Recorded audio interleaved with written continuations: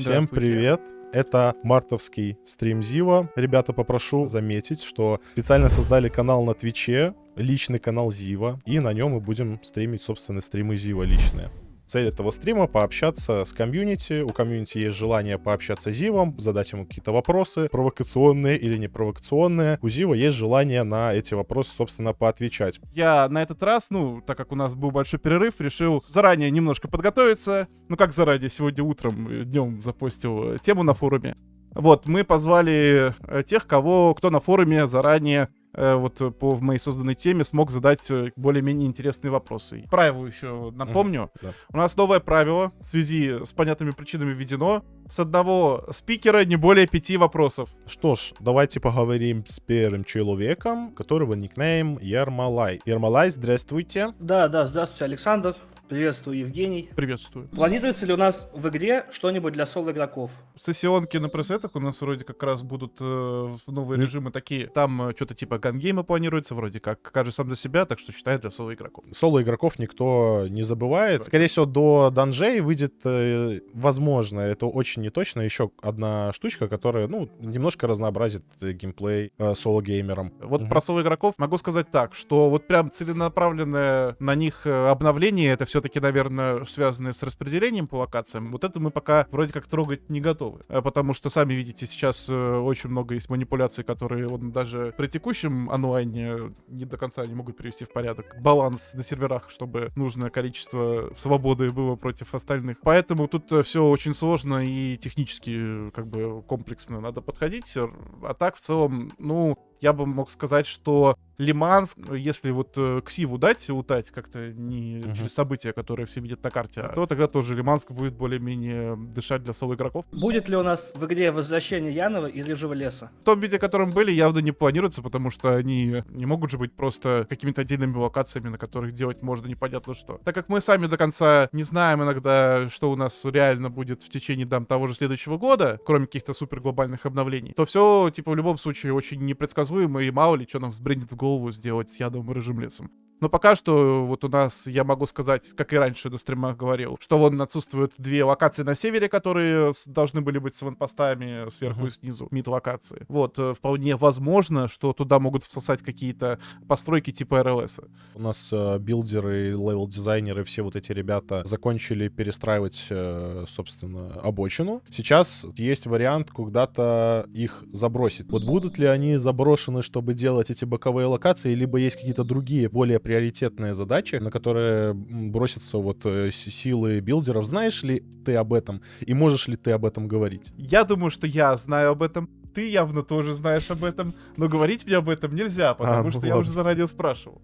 Но в целом у нас сейчас делается некий контент для комбинированных броников. И это чуть-чуть более приоритетно, чем пойти, например, декор расставлять на северных локациях, там как-нибудь без декора пока что поживут, тем более, что... у нас есть там популярный вопрос, я, наверное, его так сейчас косвенно зацеплю. Если смотреть на обочину и смотреть на северные локации центральные, народ спрашивается, а что вы там силы экономили, что ли, или в ППХ сделали, почему декор в зданиях не расставлен, почему они пустые? Это все потому, что мы, что тогда, что сейчас, еще не до конца поняли, в чем реально будет, конечно, наполнять все эти локации, что кузню, что мид-локации с аванпостами. И поэтому мы заранее готовы кое-какие, не знаю, новые события туда завозить, активности, как минимум на кузню. И каждый раз, когда завозятся какие-либо активности, под них немножечко геодата подправляется. И если там был бы уже расставлен декор, это было бы делать гораздо дороже, потому что у тебя, если все левел-артиста заставить декором, потом для того, чтобы куда-то там какого-то мирового босса впихнуть, или там, не знаю, какой-нибудь даже, аванпосты дополнительные пихнуть, или, может быть, еще какую-то другую активность, это все надо сначала декор убрать, перестроить, потом снова наполнить декором и релизить. А если тему с декором убрать, то все достаточно просто, быстро делается. Поэтому мы декор на северных локациях будем готовы расставлять только тогда, когда они по активностям будут достаточно наполнены. Сейчас они пустоваты. Как раз насчет Янова и Рыжика я предлагал вдруг, допустим, объединить эти локации и сделать их как Второй затон вот как раз только для одиночек. Ну, они, к сожалению, не слишком предназначены для такого геймплея, потому что на Затоне у нас все-таки есть там отдельные зоны для спавна игроков, отдельные зоны для там вот этих больших событий с шепотовцами, которых зачистить надо. Контент типа что-то вместе с Затоном или что-то за место Затона, это то, что сейчас находится в активных обсуждениях, потому что мы в целом видим, что Тихая Заводь сейчас, такая. Вроде что-то работает, но при этом не так массово туда все-таки народ заходит, как хотелось бы. И в целом будем думать над тем, что такого еще можно дать именно в контенте диких локаций. Под каждым постом у нас в группе ВКонтакте пишется, когда нам наконец-то добавят скибиди ачивку. Скибиди-туалеты. Вообще уже был какой-то брелочек похожий. Это разве не то, что нужно? На 1 апреля не получится, а так посмотрим. Тогда на этом все. О, спасибо. Всё, Спасибо спасибо тебе, спасибо, что пришел. Привет. Привет, всем. привет. Не так давно ты, Женя, критиковал сообщество за выдумывание сроков и наполнение обновлений. Но разве ты не находишь это вполне закономерным исходом? По сути, вы сами привели игру к жизни от ивента к ивенту, и логично, что игроки, которые ждут новый ивент, будут желать узнать, какое это событие будет. Давай немножко пройдемся по тому, что живут от ивентов к ивентам. У нас всегда эффективно StarCraft сравнивать не с тем, что было полгода назад на крупном релизе на DNX, а с тем, что было год назад. Ну, если там чуть-чуть отмотать на февраль, то год назад, до марта, даже не было такого формата, как новые сезоны, и поэтому люди тогда действительно жили, по сути, точно так же, как и за год до этого. И на самом деле у нас достаточно долгий период после релиза перестройки, гораздо меньше обновлений выходило, если судить по плотности и масштабам каким-то. Вот у нас сейчас есть старты сезонов, там какой-то новый контент наваливается, что-то как бы, какой-то интерес хотя бы в плане наград дает. Также сам ивент, и в процессе между еще какие-то обновы. Вроде как в рейнже года должны успевать выходить, потому что там в феврале только Арсенал вышел, это отдельный разговор. В общем, суть в том, что сейчас мы потихоньку, по мере роста команды, все больше и больше стараемся контента релизить.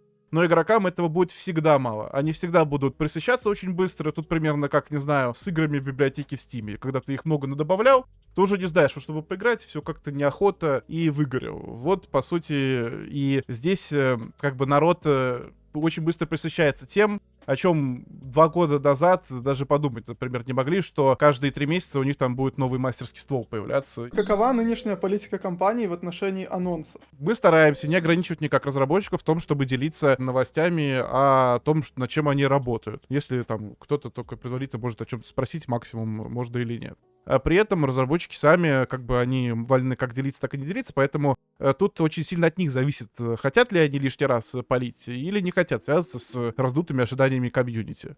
Вот, и, по сути, вот сроки мы никогда не называем, просто потому что мы сами в них не верим, и до последнего, то есть пока не релизнулось, не считается, может отложиться кучу раз. Вон, закреп предметов в инвентаре хороший пример, который еще в декабре видосик был скинут в StarCraft Media. Вот, так что по срокам как бы это все супер легко откладываться может, поэтому никогда сроки стараемся не говорить. А по поводу того, чтобы полить любые обновы, это все на инициативах тех, кто над ними работает. Понял, спасибо. Вполне себе хороший вопрос. Тогда, может, перейдем к следующему. Да. Жаль, конечно, что здесь нет моего любимого Валентина. Ну ладно. А вот Могу- смотри, могу- вот смотри, если бы твой Валентин был бы действительно любимым, и ты записывал бы видеоролики там, где не обращаешься плохо, то, возможно, Валентин бы спокойно бы к тебе пришел. У него было бы гораздо больше желания приходить и с чем-то с вами делиться. А тут, конечно... Так, а я и не Да, обращался плохо нет, изначально. хорошо, заметь. нет, хорошо, ладно, извини, что я в тебя так это кинул. Но в целом, вот про сообщество. И вот ребята, которые у нас по инерции хейтят зубы. Во-первых, что Асида, что Рената до этого, я все это время же с вами как бы, общался и крутился в комьюнити. Вот насчет балансеров у нас абсолютно одинаковые выражения в течение всех 10 лет. Потому что у нас как бы в основном 50% тех, кто прибегает что-либо писать, они зачастую движимы своим шкурником. И лучший баланс для рядового пользователя — это когда он всех нагибает, а все остальные мясо для поедания. Вот, и там какой-нибудь ПКП апнул слишком сильно, юзеры ПКП довольны, остальные прибегают ныть, что, типа, балансер ни хера не понимает, и сделаем бу. Занерфили ПКП, юзеры ПКП прибежали ныть на то, что и так ствол сделали еще хуже.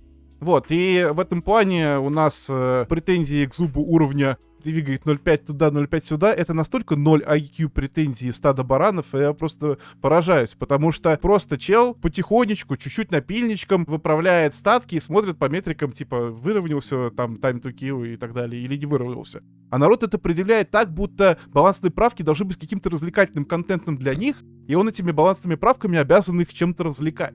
Поэтому вот эти все 0,5 сюда, 0,5 туда, это абсолютно дизреспект тем, кто так пишет. То есть писали бы хотя бы какие-то вещи, в которых есть хотя бы чуть-чуть понимание того, вот какие действия балансера действительно, по-вашему, неправильные. А здесь исключительно на митинге подняты плакаты, в которых сами митингующие ни хера не понимают, что написано. Можешь продолжать, Казна. Подожди-ка, тут Что такое? Валентин призвался. Подожди. Можно ли надеяться на пересмотр многогранника? С многогранником действительно есть проблема. У нас ожидается следующее поведение касаемо многогранника, что мы не хотим, чтобы у нас это все превращалось в гарантированный трехшот. Скорее всего, мы будем работать с блокировкой урона, скажем так. То есть мы попытаемся ее сначала уменьшить для того, чтобы посмотреть, как это повлияет. Естественно, это все будет с фокус-группой. Валентин, не считаешь ли ты, что Гаусс, он не награждает человека за скилл в сравнении с такими винтовками, как тот же Выхлоп и Карбач? Да, А есть вот такая проблема. Но, 60. к сожалению, мы не сможем ничего сделать с снайперскими винтовками, как с одиночным оружием, пока мы не пересмотрим, собственно, многогранник. После того, как многогранник претерпит изменения, то будет, соответственно, ожидаемое для вас поведение. Так, к сожалению, мое время вышло, мне нужно на рабочий Отлично, спасибо, Зуб. Спасибо, Зуб, Валерий, спасибо, что что зашел. присутствовали.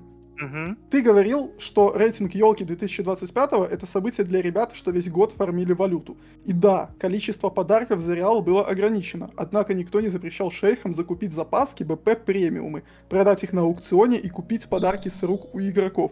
Не считаешь ли ты, что это неправильно? Давай так, во-первых, не было прямых заявлений никогда о том, что у нас никак на рейтинг ёвочки донат не влияет. Понятное дело, что если ты можешь в открытом мире себе валюту нафармить, продавая купленные в донат-магазине запаски, ну, к Sony, это есть кое-какое влияние.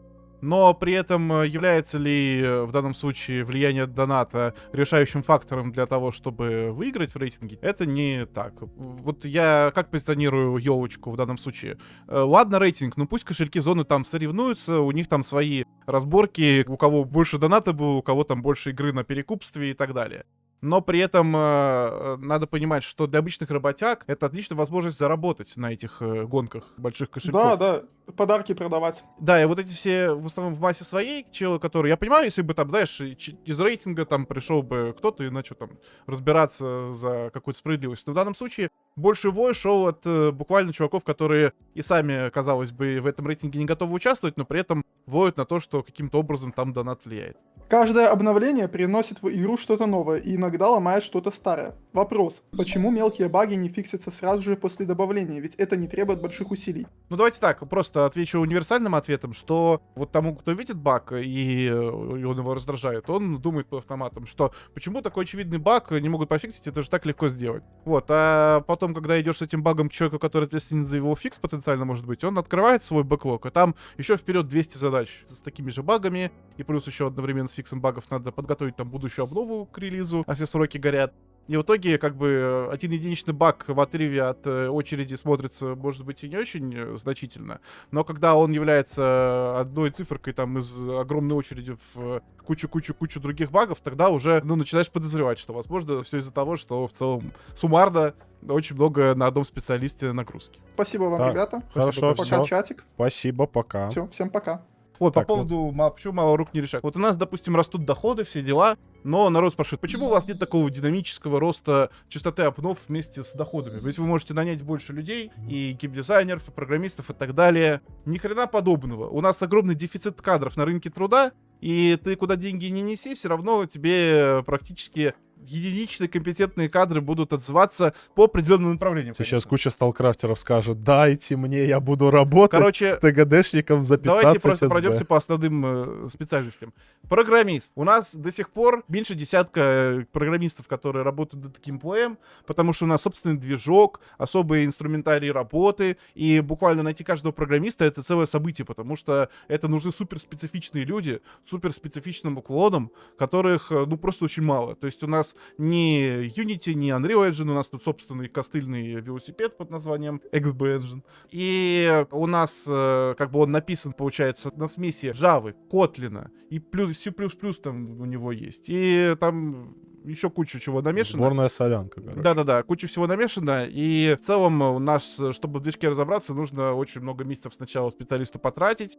Вот, например, Графона-кодер, когда вот мы его нанимали, он только через полгода, начал что-то более-менее выдавать. Геймдизайнеров тоже, типа, мы их сейчас как бы, более-менее уже справились с этой проблемой. Но геймдизайнеров тоже тяжело обучать, то есть ты там зачастую вот не работает эта схема с тем, что тебе приходит опытный геймдизайнер со стороны и сразу все знает. Все-таки зачастую эти люди должны вырастать под игру, потому что геймдизайнер, он у нас зачастую как бы и менеджер, он собирает воедино всех специалистов, которые работают над каким-то проектом, вот, и для этого ему надо как бы, не только, по сути, документики написать, но и при этом всех еще бегать, договариваться, спрашивать, плюс постоянно надо оперировать в условиях, когда у всех очереди из тасок, и надо как-то им влезть, желательно, чтобы не через полгода твою фичу релизнули и так далее. Как было написано в чате, при всей нашей огромной прибыли, почему нельзя нанять разработчиков на каком-нибудь Unreal и сделать, не знаю, тот же самый StarCraft? У нас был выбор где-то во времена ОФТ. Мы реально думали над тем, в итоге продолжать работать на своем движке или перетягиваться на Unity или Unreal. До конца не было понятно, что лучше, потому что на Unity, например, ММОшек практически нету. Но на Unreal, окей, там есть игры, но надо понимать, что у StarCraft очень много его фишек завязаны на серверной составляющей. И на Unreal этого всего, то есть многих фич, которые у нас используются для того, чтобы устроить вот эту тему с копиями серверов, чтобы там с читами, вот особенно с читами актуальный момент, я про него сейчас отдельно скажу.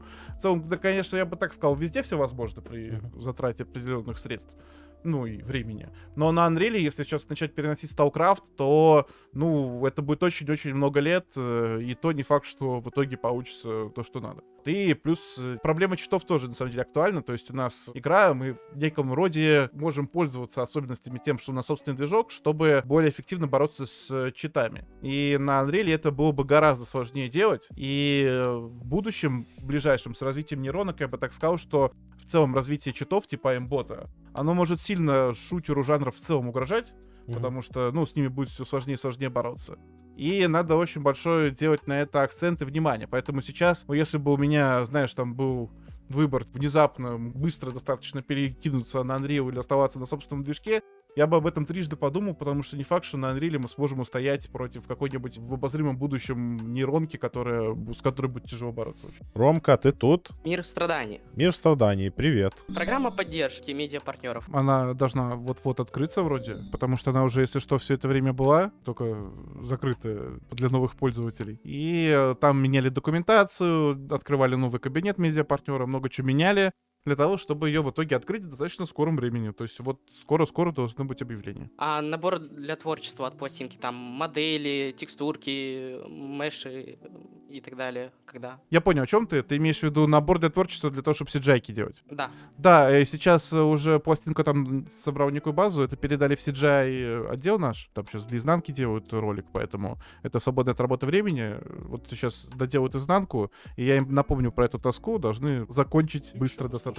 Так, будет ли аномалия с аванпоста на обочине использована где-либо? Будут ли аналоги и в целом, как идут дела с новыми аномалиями? Новые аномалии, штука спорная. Она должна отталкиваться от геймплейных нужд. Вот если у нас будет нужда где-то на карте сделать зону с пониженной гравитацией, там, возможно, и появится та же аномалия с аванпоста. Она прикольная, немножко дает разнообразие в то, как можно файтиться в опене. Так что, думаю, мы будем такое повторять. Но ничего конкретного сейчас сказать не могу. Вот, а по поводу рядовых аномалий, пока что точечные какие-то аномалии добавлять, увы, не планируем. Вот, я пока что по аномалиям пытаюсь проталкивать тему, чтобы у нас они на северных локациях были гораздо опаснее, чем на южных, потому что хочется все-таки, чтобы хоть где-то воронки дованшотили. Топ-квесты почему так редко выпускаются и чем, в принципе, занимается нарративный отдел? У нас все-таки сейчас нарративщики являются по факту сценаристами. То есть они пишут вот этот текстовый объем диалогов всех, и у них уже там на год вперед этих диалогов припасено. Но при этом, когда нужно это все превратить в квест и по факту реализовать, это улетает к техническим геймдизайнерам, там, где у нас Ренат работает и так далее. Вот у нас это очень сейчас перегруженный отдел, который очень тяжело находит время для того, чтобы разгрести таски по побочкам, потому что постоянно этот же отдел должен непосредственно, ивент настраивать, в сессионочках там что-то расставить. В общем, вот все, что в игре у нас присылают другие отделы, они должны настроить, расставить и так далее. И они сильно перегружены, поэтому очень многие побочки в итоге застряли по факту реализации. Вот, и мы эту сейчас проблему решаем тем, что отдельных ТГДшников будем привязывать, чтобы они только этим и занимались. Ура, победа. Припять, я так полагаю, не очень скоро. Припять это... Надо сначала ответить на вопрос, а что там делать, потому что Припять, если просто выпускать как кузню какую-нибудь, и смысл, то есть, или как Затон, например, то есть, локация, события там, побегали, поиграли, надоело, что дальше? То есть сначала разберемся с тем, чтобы на текущем севере решить проблемы. Там еще Лиманск надо привести в порядок, который является некой, скажем так, тренировочкой в том, чтобы города нового формата строить. У нас же по сути, глобальная перестройка Лиманска. Это будет наша первая попытка спустя очень долгое время, на текущих стандартах сделать что-то городское. И мы там все-таки не хотим какую-то планку снижать, и хотим нормальный вертикальный геймплей делать в городе, чтобы можно было в здание залазить, и вот это все. И еще с оптимизацией, чтобы это дружило. Поэтому Припять мы, когда будем готовы морально делать, проехавшись, так сказать, по Лиманску, думаю, что после Лиманска, наверное, мы и поймем, когда. Вот видишь, там вот чуть-чуть руст твой проглядывает. Он Всё, там, давайте. за мной прям. Все, пока. Все, спасибо, Ром. Мозго, привет. Мы тебя размутили. Алло. Привет. Теперь вопрос, какой у игры, в принципе, вектор развития, то, что вот типы сейчас доходят до мастера за 100-150 часов, и им буквально делать нечего, как и старичкам. Ходить, на кузню, фармить БПшник только, и все, и сидеть ждать нового сезона. Естественно, чтобы нафармиться до топового мастерского снаряжения, сейчас среднестатистическому пользователю нужно больше, чем 150 часов. Ему там нужно 300 плюс часов, и мы ее поставили целевым показателем, и, по сути, к ним пришли. Для чего мы снизили количество часов для того, чтобы нафармить на топовое снаряжение по сравнению с тем, что было, до дня X.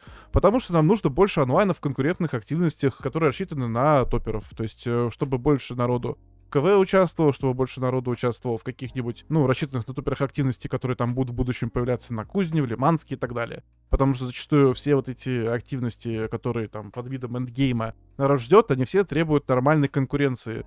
А если у нас на мастерках будет бегать 2,5 человека, никакой нормальной конкуренции не случится. У меня вот вопрос по данжам. На какой сейчас срок именно то, что человек будет заинтересован, рассчитывается данжи? У нас, во-первых, на день рождения Сталкрафта, если вдруг там летом планируется данжи, там вроде как не только данжи будут в любом случае планироваться, потому что данжи — это не тот контент, который может фулл-тайм игрока действительно развлекать. Там, наверное, будет хороший пласт интереса в том, что будет рост сложности, то есть некий PvE-вызов для, в том числе, топеров, которые там повыше заберутся по этой лесенке сложностей. И, возможно, вот этот вот момент с тем, что ты пытаешься по башенке забраться как можно выше, он создаст некий интерес, которого раньше на Сталкрафте не было. Насколько этого хватит, не знаю.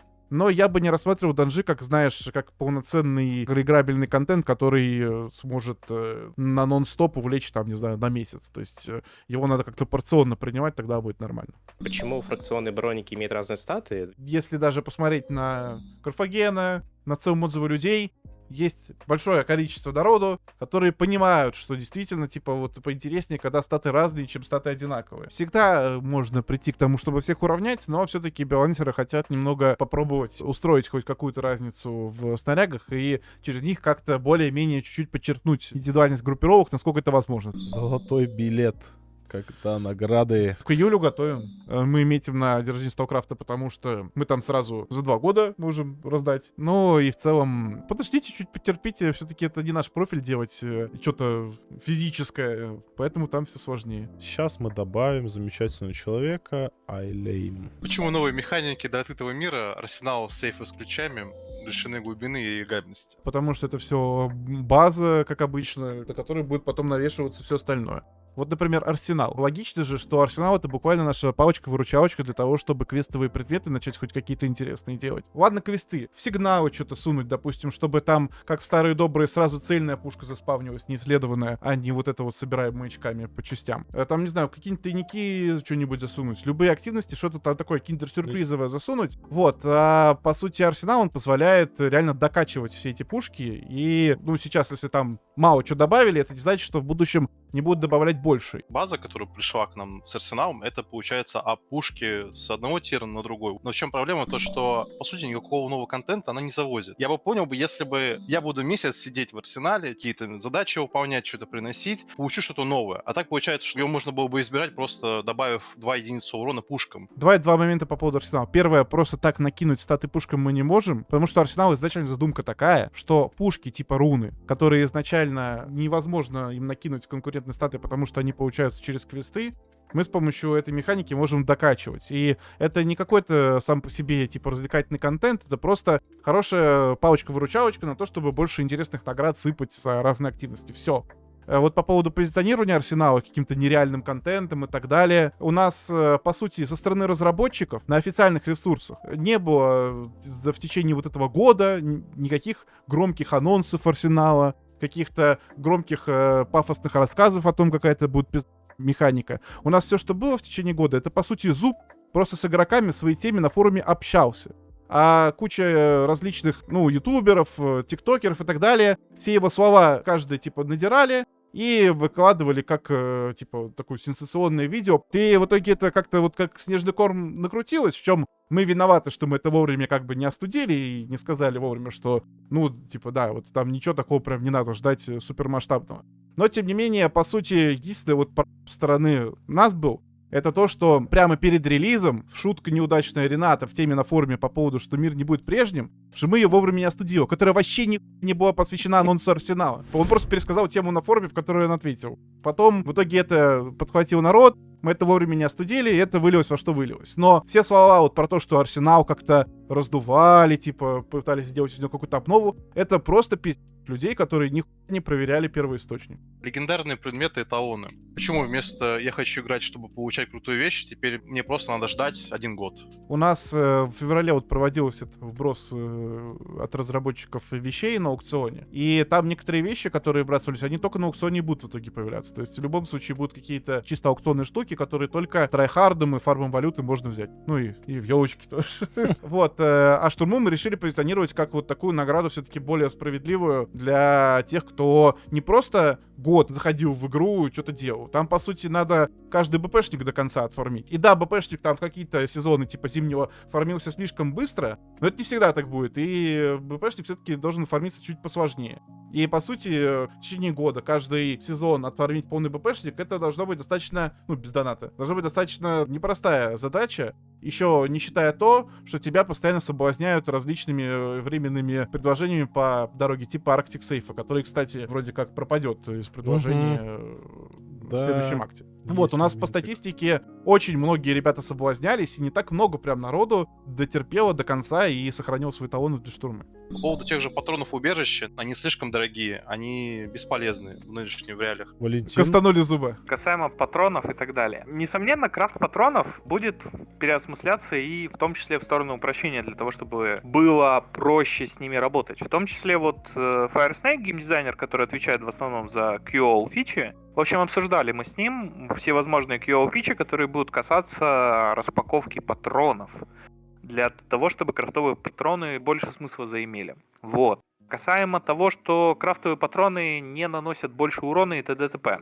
Прямо вот сейчас мы наконец-то получили от кодера фичу, Фургон ее прямо сейчас тестирует, которая, соответственно, позволит нам накладывать заражение с попадания патрона. И, соответственно, с помощью этого мы сможем уже более тонко работать и очень сильно хотим это все с фокус-группой протестировать и, скорее всего, передадим это фокус-группе в течение какого-то ограниченного времени, потому что вот фича доделана, она уже у нас на руках. Так, ну, вроде все. Шеф, можно Так. я скажу кое-что по убежке? Всем привет, я Пластинка. Короче, кто по убежке спрашивал, все будет, все делается. Скоро ждите новый декор. Крафты скоро будут, но однажды сроков не даю, но, короче, будут в годах там 25-26. В общем, все будет, все делается, там огромные изменения. Просто сейчас нету времени, ресурсов. Силы есть, время найдем, ресурсы выбьем. Все будет, ребят, просто ждите. Я сам убежку играю, люблю ее, целую, уважаю. Все, вас всех тоже люблю, все, я побежал. Когда Снегурочка для игроков? Если на каком-нибудь посте фанки соберется 1000 лайков по поводу Снегурки в убежку, добавим. Там будет квест смешной. Но мы сделаем. Легко, это вообще не то. Не накручивайте. Попросил же легендарную призму на ку. Мы уже, наверное, будем заканчивать, да? Ну да, вроде все, Да. ответили, что можно. Так, всем спасибо, кто был на этой трансляции. Спасибо ребятам, которые пришли. Спасибо Зубу, что присутствовал. Спасибо вам, дорогие зрители, что смотрели этот стрим. Да и все. Да, Вот, будем нам, стараться на самом делать деле, это некую важно. регулярность в дальнейшем в том, чтобы такие стримы проводить. Потому что, ну, вот за 3 месяца отсутствия как будто бы навалилось вопросов. Да и здорово, что навалилось. Вот. Да. А то каждый раз одни и те же вопросы. Все, читайте на форуме, общайтесь с нами. На других платформах тоже можете общаться, но там разработчиков меньше. И всем до новых встреч. Все, пока-пока.